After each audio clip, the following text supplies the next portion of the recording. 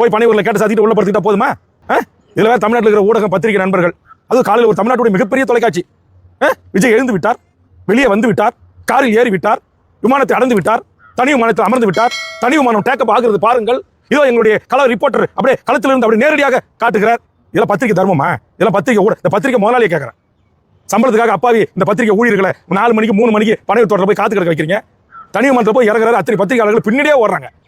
அவங்க ஒரு சக மனிதனா கூட மதிச்சு திரும்பி ஒரு வார்த்தை பேசல. நீங்க தமிழ்நாட்டுக்கு முதலமைச்சரா வந்து தமிழ்நாட்டு மக்களை ஆளுறதுக்கு ஆசைப்படுறீங்க. தமிழ்நாட்டுடைய மக்களுடைய இன்பத்துல, துன்பத்துல, துயரத்துல, வாழ்வுல, சாவுல எல்லாத்திலையும் வந்து நிக்கணும். ஏன் தமிழ்நாட்டில் இது மாதிரி அம்மையா ஜெயலலிதாவுக்கு கூடலையா லட்சக்கணக்கான பேரு? புரட்சி தலைவர் எம்ஜிஆருக்கு கூடலையா?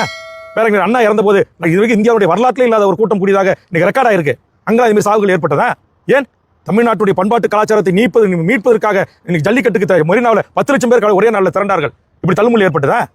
இப்படி வந்து மூச்சுத்திணறல் ஏற்பட்டதா? ஒரு நாகரிகமற்ற பண்பாடற்ற ஒரு கூட்டம். இப்போ ஒரு ஆரோக்கியமான கருத்துக்கள் ஒரு அரசியல் தலைவர் சொன்னாங்கன்னா உடனே ஒரு 1000 பேர் பின்னோட்டத்தில் அவனை அப்படி இப்படி அம்மாவை பத்தி, அக்காவை பத்தி, மனைவி பத்தி, குடும்பத்தை பத்தி எழுதுறது. அரசியல் தலைவர்கள் இறந்து போனவங்களுக்கு ஆறுதல் சொல்ல போனா அவங்கள திட்டுறது.